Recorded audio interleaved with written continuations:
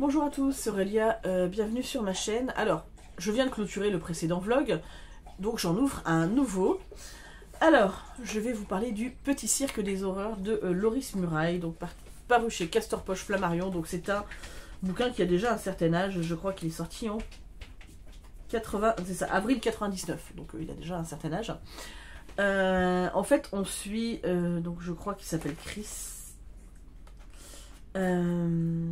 qui, oui, donc le jeune homme qui est là, qui fait partie d'un cirque itinérant dont son père et sa mère sont les gérants, enfin les tenanciers, hein, enfin, c'est eux qui tiennent le cirque.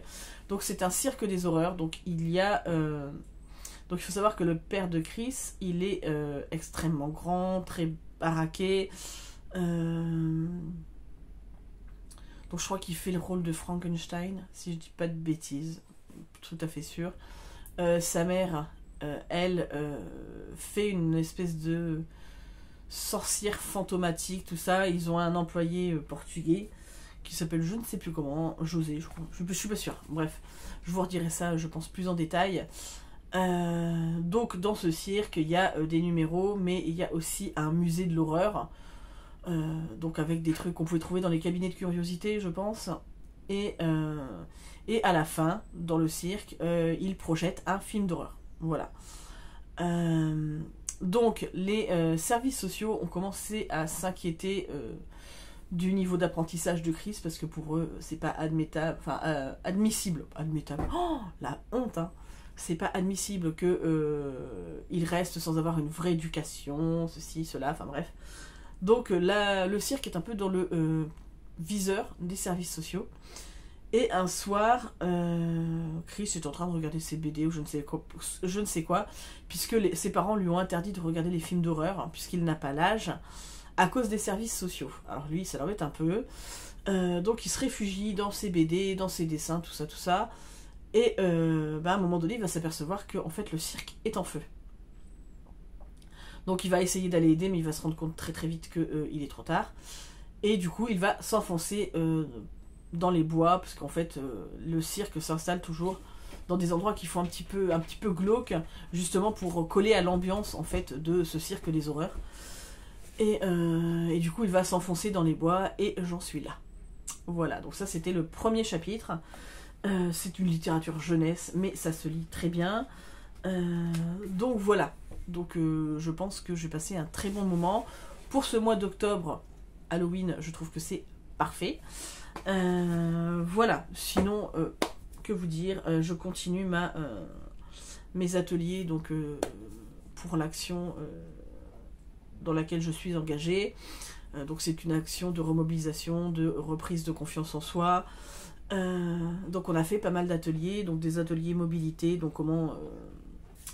parce qu'en fait, il faut savoir que nous, dans le Cotentin, ils ont développé une grande possibilité de déplacement. C'est-à-dire qu'en fait, on a des véhicules à la demande, donc qui coûtent 1 euro. Faut savoir, c'est vraiment pas cher, hein. On a les bus, tout est fait pour que les bus, il y en ait le plus possible et qu'ils aillent assez loin.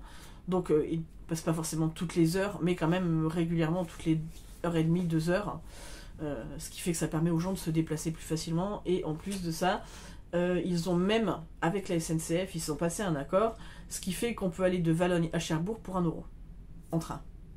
Donc autant vous dire que vous prenez, c'est vraiment, enfin voilà, ça vous prend à la gare de la Valogne, ça vous dépose à la gare de Cherbourg, vous êtes dans le centre de Cherbourg. Et honnêtement, plutôt que s'embêter à prendre la voiture pour aller... si on veut aller se balader un petit peu dans Cherbourg, aller se balader dans les centres commerciaux alentours ou les petites boutiques, bah honnêtement, c'est mieux que de prendre la voiture. Désolée. Donc on a fait ça, on fait aussi une espèce de... c'est pas du yoga, mais c'est un peu de la gym douce avec de la méditation. C'est super bien, franchement, ça permet de remobiliser le corps, de dégager toutes les tensions, le stress et tout ça, ça c'est vachement bien. Hier on avait un atelier colorimétrie, donc en fait c'est comment dire, savoir les couleurs qui vous vont ou pas, donc de quelle catégorie vous êtes. Moi je suis printemps, voilà. Donc je suis plutôt couleur chaude, c'est ce qui me va le mieux pour se mettre en valeur. Par rapport à notre silhouette, savoir les vêtements qui nous vont le mieux, les styles qu'on préfère et dans quel style de magasin on peut se vêtir. On va dire, je ne trouve pas d'autre mot. Au niveau du maquillage, qu'est-ce qui nous va le mieux? Enfin, c'était super intéressant. Franchement, j'ai beaucoup aimé. Donc là, semaine prochaine, on va aller visiter mon ancien boulot. Alors, pas là où je travaillais, mais celui où il y a la couture. Donc on va aller visiter ça. Donc moi, bah, c'est pas grave, hein, je vais revoir sûrement du monde que je connais. Et puis, on va encore refaire une séance de gym douce. Après, c'est les vacances. Et quand on revient, on va faire un atelier coiffure. Donc c'est pas mal. Franchement, c'est pareil, on fait des trucs sur ordinateur, donc on a remis à jour nos CV. On a découvert plein de sites pour essayer de chercher du boulot, pour mettre les CV. Plein de trucs que fait France Travail, en fait, au final, et qu'on ne connaît pas. Non, franchement, c'est très très intéressant. Je suis très contente d'être rentrée là-dedans. Avec l'équipe, on s'entend, enfin les filles du groupe, on s'entend très bien. Du coup, voilà. Bon, après, il y en a certaines qu'on a vues qu'une fois ou deux, mais pour le groupe, le gros noyau qui est là tout le temps, on s'entend toutes très bien. Voilà, donc c'est plutôt une bonne chose. Les organisatrices de cette action sont super gentilles, très accessibles. Enfin, voilà, franchement, ça fait du bien un petit peu de voir autre chose que la maison, même si, bon, voilà, la maison, ça me gêne pas. Mais je tourne vite en rond, donc ça fait du bien. Voilà. Et puis, en fait, au final, eh ben... Hier, ils ont réussi à me remettre un petit peu en confiance, hein, parce qu'avec tout le poids que j'ai pris, ben, j'ai du mal à me dire que je peux être jolie, voilà. Et en fait, au final, ça m'a fait du bien, voilà. Bref, écoutez, je reviendrai vers vous très bientôt, j'espère. Bon, après, celui-ci devrait se lire extrêmement vite, je pense, puisqu'il n'y a que 104. Même pas 180 pages, je crois. Ah si, 185, 186 pages. Donc, voilà. Mais ça va vite. J'espère pouvoir arriver à lire un petit peu ce mois-ci, ce que j'ai envie de lire, clairement. Avec Erin, on est toujours dans Harry Potter. Donc, un peu c'est moi qui lis, un peu c'est elle. Mais elle est très contente parce que tous les jours, elle a très envie d'y retourner. Donc, ça me fait plaisir. Et du coup, elle me dit, ah oui, mais il y a des trucs qui n'étaient pas dans les films et tout. Ah bah non, chérie, c'est beaucoup plus complet les livres. Hein. Donc elle est contente de découvrir des nouveaux trucs. Voilà, et puis, ben, si, j'ai très très envie, là, ça, j'ai hâte d'avoir le dernier tome de Mémoire de la forêt, parce que celui-là, je l'attends comme l'huile sur le feu. Voilà. Bah écoutez, je vous reprendrai plus tard. En attendant, j'espère que tout va bien pour vous. Alors, bonjour à tous, on se retrouve, on est samedi 12 octobre. Là, il faut que j'appelle mon frère, c'est son anniversaire. Voilà, donc, alors je reviens vous voir. Je rigole ou pas, hein. Je rigole pas, mais bon, c'est pas grave. Donc, hier matin, j'étais en train d'encoder plein de vidéos, donc j'avais le temps de lire. J'ai lu en entier Le Petit Cirque des Horreurs de Loris Muraille, donc chez Castor Poche Flammarion. Donc dans cette histoire, on suit Cricri dont les parents sont propriétaires d'un cirque des horreurs. Voilà, je crois que je vous avais expliqué qu'il y a un musée, en même temps ils diffusent des films d'horreur. Un soir, Cricri est dans sa chambre, puisqu'il n'a pas le droit de voir de films d'horreur suite à une visite de... comment ça s'appelle ? Des services sociaux, voilà. Qui mettent la pression sur ses parents pour qu'il aille à l'école. Et malheureusement, un feu va se déclarer et il va perdre ses parents, l'employé de ses parents, le cirque entier va brûler et lui va s'enfuir puisqu'il ne peut plus rien faire. Donc il s'enfuit avec un médaillon qui était sur une statue de cire dont la statue s'appelle Violaine en fait. Et donc ce médaillon l'a toujours fasciné, il adorait cette statue de cire et donc du coup c'est le seul truc qu'il arrive à récupérer. Il s'enfuit dans la forêt, il est retrouvé le lendemain, ouais c'est ça, par une fille d'une petite dizaine d'années qui l'emmène chez Madame Vladimir, donc qui élève des enfants qui ne sont pas les siens, puisque elle n'a jamais pu avoir d'enfants. Son mari est décédé il y a déjà un moment, et donc du coup, elle élève des enfants, soit qu'elle trouve, soit qu'on lui confie parce que les parents ne sont pas en mesure de les élever. Donc dans tout ce fatras, il y a Sidonie, donc c'est celle qui trouve Cricri, il y a Antonin, je crois que c'est Antonin ou Augustin, c'est un des deux noms. Il y a Gérard et il y a Charlotte. Voilà. Cricri va commencer à voir des phénomènes étranges, donc une femme qui apparaît dans une robe blanche la nuit, en dessous d'un arbre, donc l'arbre en dessous sa fenêtre. Voilà, donc il se passe toute une histoire, je peux pas trop vous en dire parce que c'est un livre jeunesse, c'est très très court. Mais il y a une histoire de malédiction, de sorcière, etc., etc. Voilà, dedans. Donc, désolé, il y a mes chiens qui gueulent. Voilà, donc c'était franchement sympa. C'était une histoire vraiment sympathique. J'ai bien aimé. Maintenant, ça me restera sûrement pas en mémoire. Mais franchement, je l'ai trouvé très très bien à lire. Et pour les ados, c'est sympa. Franchement. Désolé, les chiens y râlaient pour rien. Donc du coup, hier, j'avais mis un message sur Instagram et Facebook pour qu'on me choisisse ma prochaine lecture. Est-ce que j'ai trouvé mon livre?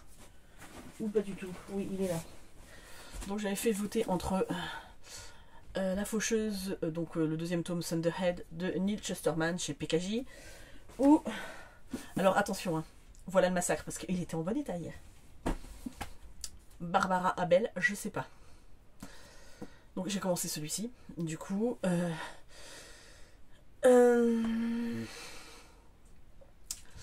Vaya était dégoûtée que je ne l'emmène pas. Alors j'allais juste emmener Erin à l'anniversaire de sa copine.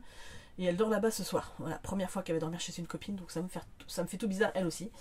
Mais bon, alors je lui ai dit, si jamais ça le fait pas, tu rappelles maman et je reviens te chercher. Mais bon, du coup, bah Vaya s'est vengée. Voilà. Bon. Mon mari est en train de regarder la télé, il a entendu un boom, il est arrivé, et bah s'est pris une trempe, enfin s'est pris une claque au cul quoi. Avec le livre. Voilà, pour lui faire comprendre. Parce que... Voilà, donc, bon, c'était un livre qui avait déjà subi l'humidité, hein, que j'avais trouvé, qui avait subi de l'humidité. Bon, bah là, il ira à la poubelle, hein, qu'est-ce que vous voulez que je vous dise. Le seul truc, c'est qu'en fait, je suis arrivée au chapitre 13, il a fallu qu'elle me bouffe le début, là. Bon, c'est pas grave, hein, je vais réussir à recoller les morceaux. Enfin, en tout cas, comprendre. Mais voilà. Pour l'instant, donc, j'ai lu très vite, puisque j'ai commencé hier, j'ai déjà lu 112 pages du livre. Donc on suit alors une femme qui s'appelle Constance, si je ne dis pas de bêtises. Je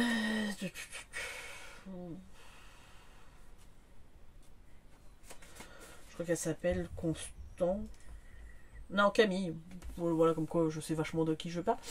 Camille qui a une liaison avec un homme qui s'appelle Étienne. Elle est mariée à Patrick Verdier. Ensemble, ils ont une petite fille qui s'appelle Emma. Et en fait, en parallèle de ça, on suit Mylène, qui est une institutrice, donc l'institutrice de l'école d'Emma. Donc Emma, elle a 5 ans. Qui est diabétique, donc de niveau 1, enfin de type 1, pardon, pas de niveau, mais de type 1. Donc elle a besoin d'insuline tout le temps, hein, c'est très régulier. Et en fait, ils vont faire une sortie scolaire avec Emma et tout ça, et en fait la sortie se passe plus ou moins bien. Emma en veut à Mylène pour X raisons, alors on ne sait pas trop pourquoi. Donc elle ne veut pas être dans son groupe, donc elle part dans le groupe d'une autre prof, et au final ils vont s'apercevoir à la fin que la gamine a disparu. Voilà, donc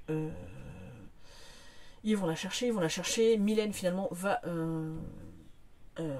retrouver la gamine, voilà, dans les bois, qui est tombée dans un trou. Elle va comment dire, elle va la rejoindre dans le trou, et je ne vais pas vous en dire beaucoup plus parce que sinon je vous spoilerai tout le truc. Alors il y a un truc qui me gêne profondément dans ce livre, profondément. Mylène a 26 ans, c'est une institutrice, voilà, jusque là pas de souci, mais alors elle a une façon de parler aux enfants, non, en fait, moi je vois la maîtresse de ma fille, j'aurais vu, elle, enfin même à l'heure actuelle, hein, lui parler comme ça, je la tarte. Hein. Enfin en tout cas, j'ai envie de te dire, je pense qu'elle va se prendre une soufflante, mais alors elle va s'en rappeler toute sa vie, quoi. Je sais pas marqué, mais à un moment donné...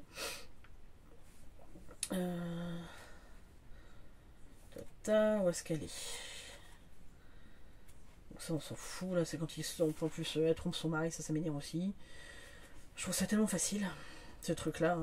Oh, tu découvres un jour que t'es passé à côté de ta vie, ah bah tu vas aller tromper ton mari, ben je sais pas, moi merde, ben vous vous séparez et puis voilà quoi. Enfin, bref, c'est mon avis perso, hein, je comprendrai pas, je ne comprendrai jamais les gens qui font ça. Hein. Voilà.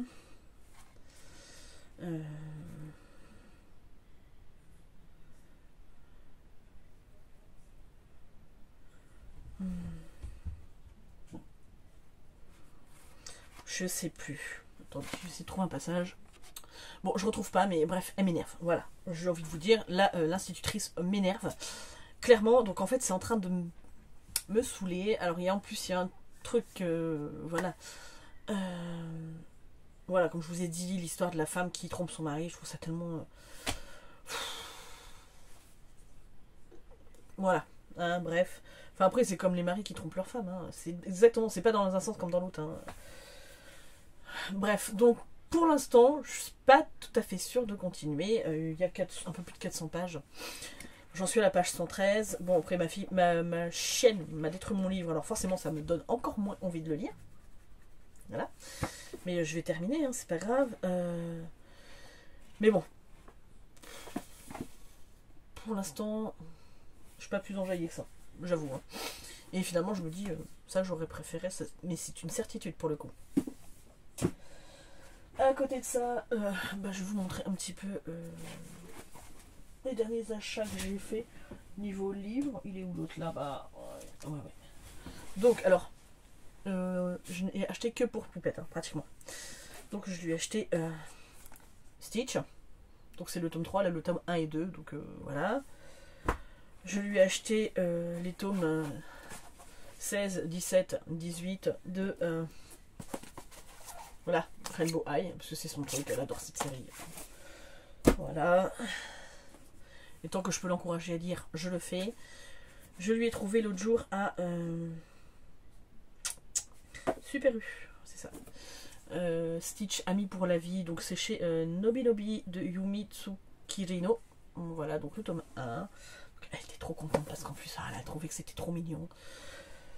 Bref, et du coup, je lui ai pris ce matin donc le tome 1 de Harry Potter et le tome 2, puisqu'en fait, j'ai le tome 1 que j'avais trouvé au boulot, avec lequel je lui lis, mais il est dégueulasse, hein. Il a été passé par l'eau, enfin voilà, donc je lui lisais parce que elle avait envie de lire Harry Potter, et enfin, on lit toutes les deux, mais du coup, je lui ai dit, on va commencer, maman commence ta collection à toi, donc elle a celui-là. Je lui ai pris le tome 2, comme ça on pourra enchaîner, et je lui ai dit, quand on sera au tome 3, je te prendrai le tome 3, et quand on aura fini, je prendrai le tome 4, etc., etc. Voilà, et elle est toute contente, puisqu'elle a sa belle collection à elle. Alors elle m'a dit que c'était trop beau, parce que là, c'est en relief, alors elle aime beaucoup, forcément. Et puis je trouve ces couvertures un petit peu plus sympas que celles que nous, on avait, hein, clairement. Donc voilà, donc qu'est-ce que je ferais pas pour ma fille. Et moi je me suis trouvé celui-ci l'autre jour à Super U, le café où vivent les souvenirs de Toshikazu Kawaguchi. Donc c'est chez le livre de poche. Donc c'est le 3e tome de Tant que le café est encore chaud. Voilà. Donc, écoutez, je vous reprendrai plus tard pour vous dire si j'ai continué le Barbara Abel ou pas. Hein. Voilà, en attendant, je vous fais de gros bisous. Alors, je vous retrouve, on est lundi. Oh, je sais même plus comment j'ai dit. 14 octobre, voilà, ça y est, je me rappelle. Lundi 14 octobre, donc, je vous avais parlé, je crois, samedi après-midi, quand je vous avais pris, que j'étais pas sûre d'aller au bout de ce livre. Finalement, si, et en fait, qu'est-ce que j'ai bien fait? C'était bien, en fait. Alors, que je vous recontextualise, c'est un peu compliqué, mais Du coup, on suit Camille, qui va avoir une aventure avec Étienne. Euh, et donc du coup, dans le dos de son mari, bien évidemment, qui s'appelle Patrick. Ils ont ensemble une petite fille qui s'appelle Emma. Et en fait, Emma a 5 ans, elle est scolarisée, et un jour, donc ils vont faire une sortie scolaire. Donc sa maîtresse s'appelle Mylène. Et ils vont faire une sortie scolaire et Emma va disparaître en fait. Donc, alors, si je commence à vous expliquer toute l'histoire, ça n'a pas beaucoup d'intérêt de le lire. Faut juste savoir que Emma, tout comme Mylène, en fait, au final, parce que je n'aime pas trop parler de Mylène et la façon dont elle résonne, mais en fait, plus vous avancez dans l'histoire et plus vous comprenez de choses, vous comprenez certaines réactions qu'elle a, tout comme en fait Emma, finalement, qui est une enfant assez particulière, très hautaine, qui a peu d'amis finalement, puisqu'en fait, ses petits camarades, ils ont toujours l'impression qu'elle les considère comme des moins que rien. En gros, c'est un petit peu ça. C'est un peu une mademoiselle je sais tout, mais pire que ça en fait. C'est... En plus, elle a un visage d'ange, mais elle n'a pas forcément le comportement qui va avec son visage d'ange. Voilà, donc en fait, elle va disparaître. Mylène, donc qui est sa maîtresse, va partir à sa recherche avec 2 autres de ses collègues, parce que ça fait qu'une vingtaine de minutes qu'ils l'ont perdue de vue, en fait, tous les uns les autres. Et au final, donc, on n'est pas dans un thriller. Parce que si c'est ce que vous attendez, on n'est pas du tout là-dedans. On est plus dans un drame psychologique, dans la façon dont des destins vont s'entrecroiser, vont se mêler. Donc en fait, il faut savoir que... alors là, je vais vous spoiler. Donc si vous ne voulez pas l'entendre, passez. Mais en fait, Étienne est donc l'amant de Camille et le père de Mylène, la professeure de Emma. Parce que c'est à l'école qu'ils se sont rencontrés en fait au final. Et en fait, c'est impressionnant la façon dont Barbara Abel a amené en fait comment dire, ces vies à se télescoper et à se ressembler à un point. Enfin voilà, il y a tellement de parallèles entre eux. Mais c'était... Enfin, je l'ai pris... Donc, je l'ai pris juste après vous avoir pris en vidéo. Je me suis mis dedans. Je n'ai pas pu le lâcher jusqu'à ce que je l'ai terminé. Donc, ça se mange à une vitesse. Il y a plein de choses auxquelles on pense et finalement, c'est pas ça. Enfin... Alors, il y a quand même une petite base de thriller. Mais... Enfin, thriller. De suspense, on va dire ça comme ça. Plus que de thriller. Une vraie base de suspense où tu veux savoir si Emma et Mylène s'en sont sortis, ceci, cela, enfin bref, et je vais pas vous dire ce qu'il en est. Mais, pardon, je suis vraiment désolée. Je n'avais jamais lu de Barbara Abel jusqu'à maintenant, et je vais en lire d'autres. C'est une certitude. Parce que j'ai aimé la façon dont elle a amené cette histoire. J'ai aimé la façon dont chaque personne essaye de se sortir de ce truc-là. C'était... Ouais, non, c'était... Psychologiquement, c'était assez intense. Et franchement, je peux que vous le conseiller. Alors, c'est dommage parce que si je vous en raconte trop, je vous spoil tout le roman et ça n'a pas d'intérêt. Surtout qu'il se bouffe à une vitesse très vite. Il y a 430 pages à peu près, mais ça se dévore. Déjà, la première partie, quand je l'avais lu, avant de me coucher le vendredi soir, je l'avais bouffé. Puis on avait regardé Vaiana avec ma fille, donc après, je vais arrêter de lire. Mais honnêtement... voilà, honnêtement, j'aurais été dans une journée, je l'aurais commencé le matin, je l'aurais bouffé au début d'après-midi, il était fini. C'est une certitude. Donc, si vous n'avez jamais découvert Barbara Abel, allez-y, c'est plein de rebondissements, plein de suspense, plein de psychologie. Franchement, je suis très contente d'avoir découvert ce livre. Bon, il va finir à la poubelle parce que Vaya l'a mangé, mais cela n'empêche que c'était une excellente découverte et les petits points qui m'ont gêné s'expliquent par la suite. Et on comprend, voilà, on comprend beaucoup mieux les choses. Du coup, j'ai entamé une nouvelle lecture.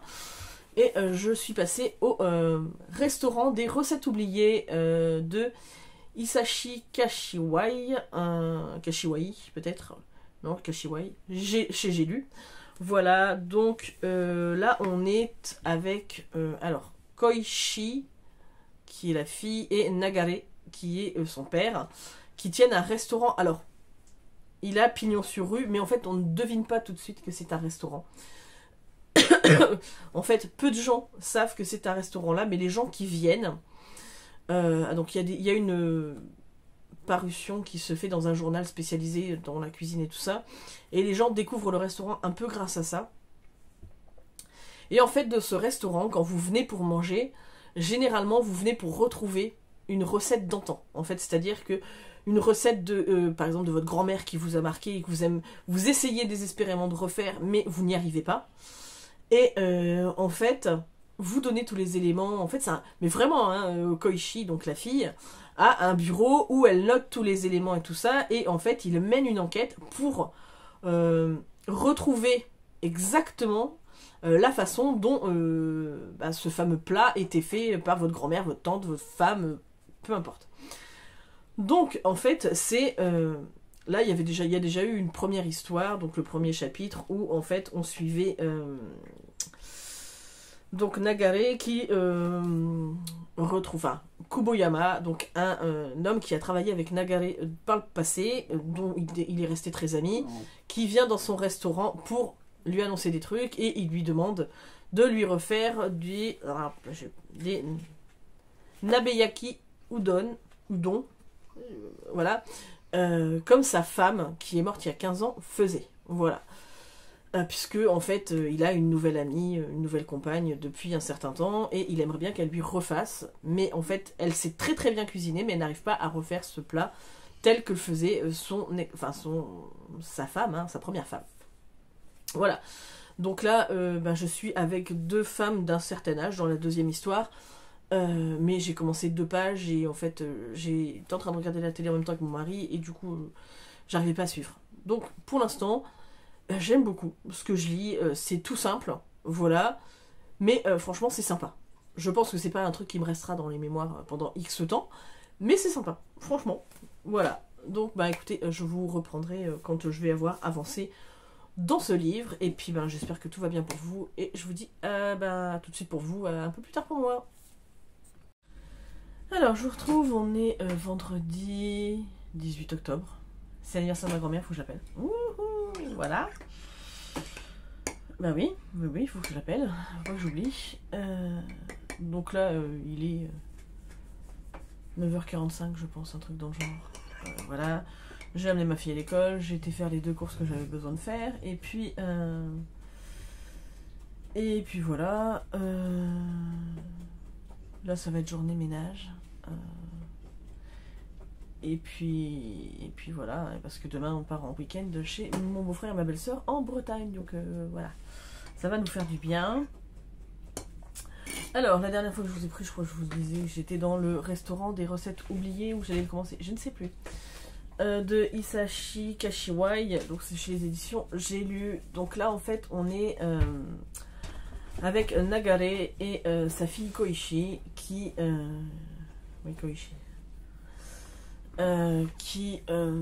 tiennent un restaurant dans lequel en fait il n'y a pas de menu. Le patron fait les menus un petit peu comme, enfin les repas comme ça lui chante. Et à côté de ça, alors ils ont ouvert entre guillemets, ce qu'on appelle le bureau d'enquête, c'est-à-dire qu'en fait, pour les gens qui cherchent désespérément une recette qu'ils ont, un plat qu'ils ont mangé quand ils étaient enfants, ados, même à l'âge adulte et tout ça, mais qui ont eu une saveur particulière, mais qu'ils n'arrivent pas à refaire, dont ils n'ont pas la recette et tout ça, ils mènent l'enquête pour essayer de retrouver cette fameuse recette et concocter le plat en fait. Voilà, donc en gros le pitch du livre c'est ça. C'est des gens viennent. Alors il faut savoir que le restaurant n'a pas de pignon sur rue, il n'y a plus d'enseigne, il n'y a plus rien. l'immeuble fait un peu abandonné, enfin abandonné, un peu délabré quoi. Et en fait, il faut vraiment vouloir pour savoir qu'il est là. Eux, pour se faire connaître, puisqu'ils ne veulent pas se faire connaître par tout le monde non plus, ils passent juste une ligne d'annonce dans un journal culinaire. Et en fait, bah, les gens finissent toujours par les trouver comme ça. Le but pour eux, c'est pas d'avoir plein de clients, c'est de satisfaire leur besoin de retrouver une recette voilà, d'un moment qui les a marqués. Donc on va suivre plusieurs personnages dans cette histoire, donc toujours Nagare et Koichi, mais il va y avoir une... Je crois qu'ils sont... Combien il y a de chapitres, je sais même pas. Il y a 6 parties, donc en fait pour 6 personnes différentes, ils vont retrouver différents plats. Ça va amener à se rappeler des souvenirs et tout. Alors c'est pas... Comment dire? Il y a de l'émotion, mais c'est pas le truc le plus flagrant du roman. On va dire que les gens, quand ils se remémorent, ils sont contents, ils ont de l'émotion qui rejaillit et tout ça. Nous, ça nous touche, mais ça va pas vous faire larmoyer, en fait. Hein, si vous voyez ce que je veux dire. À côté de ça, ce qu'il y a de bien, c'est que vous avez un... Franchement, hein, vous avez un lexique de... 20 pages, clairement de 20 pages, voilà, ici, où en fait on vous énumère tous les plats dont il parle, ou ça peut être des aliments, des choses comme ça, puisque c'est pas forcément commun à notre Europe occidentale, hein. Donc c'est hyper intéressant, pour le coup, d'avoir au moins tout ça dedans, pour ne pas être perdu. Franchement, j'ai bien aimé. Alors, je suis pas au même niveau que les mémoires d'un chat ou tant que le café est encore chaud, mais franchement j'ai passé un très bon moment. Ça se lit très vite, ça se dévore, hein, en fait. Les chapitres sont assez courts, hein, ce qui fait que voilà, même si vous pouvez lire partie 1, partie 2, très, très rapidement en fait, et puis si vous n'avez pas le temps, ça vous permet d'arrêter très vite au final. Non, franchement, c'était une très bonne lecture pour moi. C'est pas un coup de cœur, mais j'ai bien aimé. Et de ce que j'ai vu, en fait, il a publié 6 tomes supplémentaires au Japon de ce roman. Donc, en fait, c'est un roman qui est paru en 2013, si je dis pas de bêtises, ou 2012, un truc comme ça. De base au Japon. Et... ouais, 2013 au Japon, ça a été traduit en 2023 en France. Donc, j'ai bon espoir, hein, que on ait la traduction des 6 autres romans, parce que vraiment je les lirai avec grand plaisir. Voilà, donc j'adore la couverture et c'est un roman que je vais garder. Voilà, c'est assez rare pour être souligné. Voilà, parce que je suis quasi sûre que c'est un roman que j'aurai plaisir à relire en fait. Des fois c'est pas forcément parce que c'est un coup de cœur et tout, des fois les coups de cœur vous le gardez en mémoire. Voilà, mais là, ouais, je sais que c'est un roman, j'aurais plaisir à le relire. Ou le prêter pour le faire lire, enfin... Voilà. Sinon, est-ce que je vous montre le livre que j'ai sorti, mais j'ai lu que le prologue, alors... Parce que ça, je l'ai terminé mardi, hein. Donc en fait, ça fait un moment que je dois vous prendre, je n'ai pas eu le temps. Voilà. Donc voilà. Donc j'ai commencé le prologue, il est où? Il est dans mon sac. De American Witches de Katia Campagne. Donc c'est chez Hugo Poche. Donc c'est un roman que ma copine Jennifer m'a prêté. Donc voilà, je vous dis, j'ai lu le prologue. Voilà. Donc là on est... vous ne le saurez pas. Voilà. Je ne vais pas vous en faire le résumé, vous l'aurez dans le prochain vlog, puisque je vais clôturer le vlog ici. Donc je suis en train, j'ai commencé, donc autant vous dire que j'ai lu que le prologue, donc ça a été très vite, hein, 3 pages. Hein. Mais en même temps, je suis en train de lire ce livre-ci, Samen, donc Samhain, de Katie Oren Ferrella. C'est le grimoire des sabbats, donc aux éditions Nanae. Donc en fait c'est un bouquin, voilà, je vais vous montrer un petit peu des pages, donc ça fait vraiment très grimoire, hein. voilà, pour, comment ça s'appelle? Bah en fait, un petit peu, voilà, la légende de Jack O'Lantern, expliquer un petit peu les origines de Samhain, Halloween. Vous avez des jolies illustrations comme ça. Vous avez des recettes, vous avez des jeux pour Halloween. Si vous aimez l'astrologie, on vous parle d'astrologie. Voilà. C'est très très complet. Voilà. Donc, vous avez de la numérologie, vous avez voilà, l'autre monde, donc plein d'autres créatures. Non, j'aime beaucoup. Voilà. Donc là, vous avez le vampire comme archétype de la transgression. J'aime beaucoup. Donc voilà. Donc moi, je me fais extrêmement plaisir avec ce livre-là. Donc j'ai pas lu énormément pour l'instant, mais c'est pareil. Je suis là-dedans. Donc ce qui explique que bah, les deux sont pas. Et puis, puisqu'on n'en a pas parlé, mais on va en parler. Bah en fait. Je vous avais dit, je crois, dans un précédent vlog, que je regardais Good Doctor. Donc ça y est, j'ai fini, hein, Good Doctor. Voilà, j'ai terminé avec la dernière saison de TF1. Et puis, bah là, je les ai tous vus. J'ai regardé quoi sur Netflix? J'ai regardé... Bon, on a regardé Mercredi avec ma fille, qu'on a beaucoup aimé. On a très hâte d'avoir la saison 2. On a regardé... Ah oui, je me suis fait... Parce que des fois, le midi, comme je mange toute seule... Eh ben, en fait, c'est pendant ce temps-là, en général, que je me mets une série. Donc, j'ai regardé Accidente, c'est un truc mexicain. Ouais, c'est une série mexicaine. Alors, c'est un peu tiré par les cheveux au début, hein, parce que, pour vous donner un peu le pitch de l'histoire, on est dans le milieu de la haute société mexicaine, en fait. Et en fait, il y a un des gamins qui adore jouer au foot et tout ça, et son père, qui est architecte, lui... son père, sa mère, hein, lui organise une fête d'anniversaire. Ils vont louer un château gonflable, donc ils ont des domestiques, hein, une famille de domestiques, donc un homme, une femme et puis leurs 2 enfants qui ont l'âge d'ailleurs du petit. Hein. Et au final, eh ben, il va y avoir un drame, une forte... le vent va se lever très très violemment. Le jeu gonflable était mal arrimé et du coup va s'envoler et malheureusement il va y avoir des décès. Bon, là où c'est tiré par les cheveux, parce qu'encore à la limite que le truc s'envole, bon, ok, que les gamins voilà, tombent du truc, ok, mais là qu'ils volent jusque loin loin loin et qu'il y ait une gamine qui arrive à s'en sortir, c'est un petit peu trop gros. Mais bon, ça n'empêche que là-dedans tout le monde va se tirer dessus parce que ils veulent trouver absolument un coupable. Qui c'est qui a mal fait ce truc? C'est un accident. Alors, je veux dire, de toute façon, ça porte bien son nom, Accidente.